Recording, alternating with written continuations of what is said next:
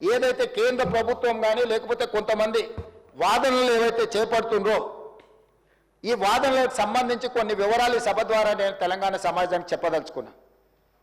50 సంవత్సరాల క్రితం ఇందిరాగాంధీ గారు గుర్తించి జనాభా ప్రాతిపదికన నియోజకవర్గాల పునర్విభజన దేశ స్థాయిలో జరిగితే ఇది రాష్ట్రాల మధ్య వైషమ్యాలను రాష్ట్రాల మధ్య తారతమ్యాలను తీసుకురావడానికి అవకాశం ఉంటుంది అని చెప్పి ఆనాడు 50 సంవత్సరాల క్రితమే శ్రీమతి ఇందిరాగాంధీ గారు దూరదృష్టితో గుర్తించి రాజ్యాంగ సవరణ చేశారు.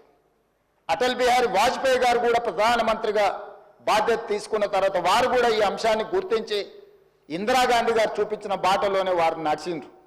కానీ మోడీ గారు వచ్చిన తర్వాత ఆ ఆలోచనలో లేరు. ఈరోజు కేంద్ర మంత్రులు కొంతమంది ఇంతవరకు ప్రభుత్వం చర్చించలేదు, ప్రభుత్వం నిర్ణయం తీసుకోలేదని ఏదైతే వాదిస్తున్నారో ఆ వాదన అర్ధసత్యం అని నేను చెప్పదలుచుకున్నాను అధ్యక్ష. ఈ సందర్భంగా 2-3 అంశాలు.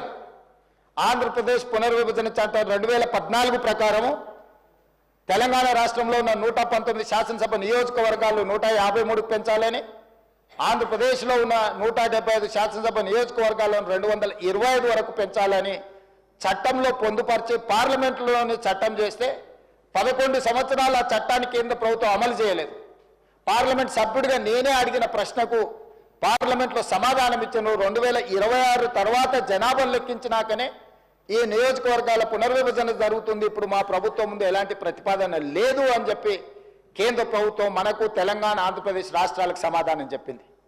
కానీ అదే సందర్భంలో కేంద్ర ప్రభుత్వానికి కేంద్రంలో ప్రభుత్వాన్ని ఏర్పాటు చేసిన రాజకీయ పార్టీ ప్రయోజనం కోసము జమ్మూ కాశ్మీర్లో నియోజకవర్గాల పునర్విభజన చేపట్టినరు, సిక్కింలో నియోజకవర్గాల పునర్విభజన చేపట్టినరు.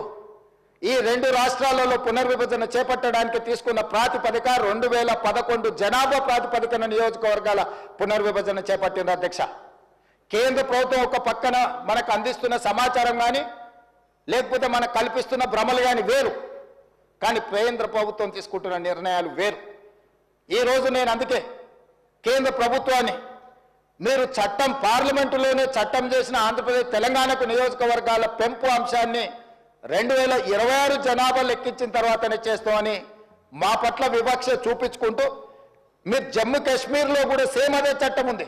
2026 తర్వాతనే జనాభాను లెక్కించిన తర్వాత నియోజకవర్గాల పునర్విభజన జరగాలి శాసనసభలో అంటే దాన్ని పక్కన పెట్టి రాజ్యాంగాన్ని సవరించుకొని 2011 నియోజకవర్గాల 2011 జనాభా ప్రకారం 83 నియోజకవర్గాలుగా ఉన్న అసెంబ్లీని 90 నియోజకవర్గాలుగా పెంచడమే కాకుండా నియోజకవర్గాల పునర్విభజన జమ్మూ కాశ్మీర్ రాష్ట్రంలో అమలు చేసిండ్రు అధ్యక్ష.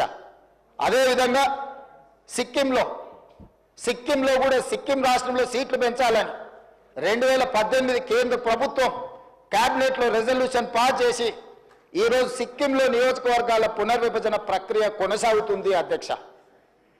జమ్మూ కాశ్మీర్లో కానీ సిక్కిం రాష్ట్రంలో కానీ నియోజకవర్గాల పునర్విభజన 2011 జనాభా దామాషా ప్రకారమే నియోజకవర్గాల పునర్విభజన జరిగింది. మరి ఈరోజు మేము ఆందోళన చెందడానికి ఈరోజు ఈ శాసనసభలో తీర్మానం ప్రవేశపెట్టడానికి కేంద్ర ప్రభుత్వం అవలంబిస్తున్న ద్వంద్వ విధానాలను ఈరోజు ప్రజల దృష్టికి తీసుకువెళ్లడం కోసమే ఈరోజు ఇది తీసుకున్నాము. పార్లమెంటులోనే 2014 పునర్విభజన చట్టంలో పొందుపరిచిన ఆంధ్రప్రదేశ్ తెలంగాణ శాసనసభ నియోజకవర్గాల పెంపును మీరు పక్కన పెట్టి మీకు రాజకీయ ప్రయోజనం లేదని 2 రాష్ట్రాల అసెంబ్లీ సీట్లు పెంచకపోవడం, రెండో పక్కన మీకు రాజకీయ ప్రయోజనం ఉందనుకున్న జమ్మూ కాశ్మీర్ అండ్ సిక్కింలో శాసనసభ నియోజకవర్గాలను పెంచడం, ఆ పెంచడానికి ప్రాతిపదిక 2011 జనాభా లెక్కలు తీసుకోవడం అనేది ఈరోజు మన అందరం కూడా గమనించవలసిన అవసరం ఉన్నది అధ్యక్ష. ఇది చాలా ప్రమాదకరమైన సందర్భం. ప్రమాద గంటికలు మోగుతున్నాయి.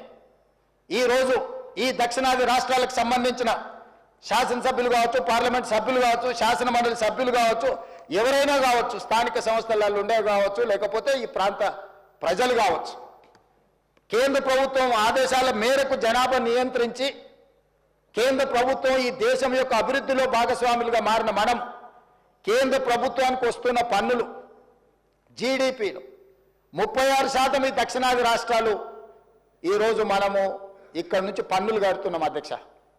24% పార్లమెంటులో ప్రాతినిధ్యం ఉన్న ఈ దక్షిణాది రాష్ట్రాలు ఈరోజు కేంద్ర ప్రభుత్వానికి చెల్లిస్తున్న పన్నుల్లో 36% మనం కడుతున్నాం అధ్యక్ష. తిరిగి మనకు వస్తున్న చాలా తక్కువ అధ్యక్ష. ₹1 తెలంగాణ రాష్ట్రం నుంచి మనం పన్నులు చెల్లిస్తే 42 పైసలు మనకు వస్తున్నాయి అధ్యక్ష. కేరళకు 16 పైసలు వస్తున్నాయి అధ్యక్ష. తమిళనాడుకు 29 పైసలు వస్తున్నాయి అధ్యక్ష. ఇట్లా చాలా తక్కువ. మనం ₹1 చెల్లిస్తే మనకు వచ్చేది తిరిగి కేంద్ర ప్రభుత్వం నుంచి వస్తున్న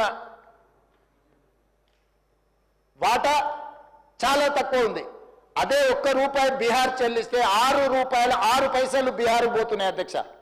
బీహార్ రాష్ట్రం కేంద్రానికి ₹1 చెల్లిస్తే కేంద్ర ప్రభుత్వం తిరిగి ₹6 పైసలు బీహార్ రాష్ట్రానికి ఇస్తుంది అధ్యక్ష.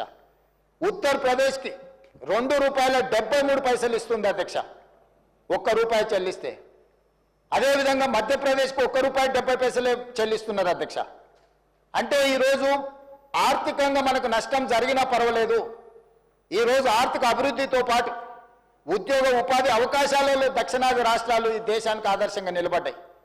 ఆర్థిక ప్రయోజనాలు మనకు దెబ్బతిన్నా దేశం యొక్క స్ఫూర్తిని దేశభక్తిని దక్షిణాది రాష్ట్రాలు చాటుకొని స్పష్టంగా ఆర్థికంగా మనకు నష్టం జరిగిన కేంద్ర ప్రభుత్వంలో భాగస్వాములుగా మనం ఈ దేశ నిర్మాణంలో ఈ దేశ అభివృద్ధిలో భాగస్వాములుగా మారినాం. కానీ ఈరోజు ఆర్థిక ప్రయోజనాలను వదులుకున్న ఈరోజు రాజకీయంగా మన ప్రాతినిధ్యాన్ని వదులుకోవడానికి మనం సిద్ధంగా లేము అధ్యక్ష. అందుకే ఈరోజు మేము స్పష్టంగా కేంద్ర ప్రభుత్వాన్ని డిమాండ్ చేస్తున్నాం. 100% ఈ అంశానికి సంబంధించి విస్తృత స్థాయిలో చర్చ జరగాలి. మీరు 2002లో వాజ్పేయి గారు చేసిన తీర్మానానికి మీరు కట్టుబడి ఉన్నారా లేదా మీరు జమ్మూ కాశ్మీర్లో లేకపోతే సిక్కింలో 2011 జనాభా ప్రాతిపదికన ఏదైతే నియోజకవర్గాల పునర్విభజన చేసిందో ఈరోజు 2011 కానీ లేకపోతే 2026లో జనాభాను లెక్కించి ఆ ప్రాతిపదికన నియోజకవర్గాల పునర్విభజన చేస్తే మన ప్రాతినిధ్యము 19% పడిపోయి మన అవసరం లేకుండానే మన ప్రాతినిధ్యం లేకుండానే మన ఓట్లతో సంబంధం లేకుండానే కేంద్రంలో ప్రభుత్వం ఏర్పడే పరిస్థితులు ఉన్నాయి. ఆ పరిస్థితిని కల్పించుకోవడానికి కేంద్రంలో అధికారంలో ఉన్న రాజకీయ పార్టీ ఈ రోజు ఒక ప్రణాళికబద్ధంగా దక్షిణాది రాష్ట్రాల మీద దాడి జరుగుతున్నది అధ్యక్ష. అందుకే ఈ ఆందోళనకరమైన నేపథ్యంలో తెలంగాణ రాష్ట్ర ప్రభుత్వం రాజకీయాలకు అతీతంగా అందరికీ నేను విజ్ఞప్తి చేస్తున్నా. మీరందరూ మనమందరం కలిసికట్టుగా కేంద్ర ప్రభుత్వంతో మాట్లాడదాం, కేంద్ర ప్రభుత్వంతో చర్చలు చేద్దాం. కలిసి వస్తే కలిసి వస్తుంది, కలిసి రాకపోతే మన అందరం ఒక పోరాటాన్ని నిర్మాణం చేసుకోవాల్సిన అవసరం ఉంది. అందుకే తెలంగాణ రాష్ట్రంలోనే స్పష్టంగా అన్ని రాష్ట్రాలకు విజ్ఞప్తి చేసిన ఈ వేదిక మీద నుంచి కూడా కేరళ, తమిళనాడు, పుదుచ్చేరి, ఆంధ్రప్రదేశ్ అండ్ కర్ణాటక ముఖ్యమంత్రులకు నేను విజ్ఞప్తి చేస్తున్నా. తొందరలోనే మా బట్టి విక్రమార్క గారు, అదేవిధంగా జానారెడ్డి గారు, కేశవరావు గారి నేతృత్వంలో తెలంగాణ రాష్ట్ర ప్రభుత్వం దీనికి సంబంధించి అన్ని రాజకీయ పార్టీలు, ప్రభుత్వాలు, ప్రజా సంఘాలతో సమావేశాన్ని ఏర్పాటు చేయబోతుంది. దానికి మీరు అందరూ రాండి. ఆ సమావేశంలో మనందరం కలిసి మన యొక్క ఆవేదనను, ఆలోచనను, భవిష్యత్తులో మనకు జరగబోయే నష్టాన్ని ఏ విధంగా పూడ్చుకోవాలనో, ఏ రకంగా కేంద్ర ప్రభుత్వంతో మనకు కావలసిన అంశాలను పరిష్కరించుకోవాలనో దానికి అందరూ సహకరించాలి. ఈ సభలో ఉన్న సభ్యులందరినీ సంపూర్ణంగా ఈ తీర్మానానికి మద్దతు పలికి రాజకీయాలకు అతీతంగా తెలంగాణ రాష్ట్రం రాజకీయ పార్టీలు, ప్రజా ప్రతినిధులు అందరూ కూడా మనం కలిసికట్టుగా ఉన్నామనే సందేశాన్ని కేంద్ర ప్రభుత్వానికి ఇవ్వాలి. తమరి అనుమతితో వీళ్ళందరినీ కూడా దీన్ని ఆమోదించవలసిందిగా కోరుకుంటూ మీ దగ్గర సెలవు తీసుకుంటున్నాను అధ్యక్ష.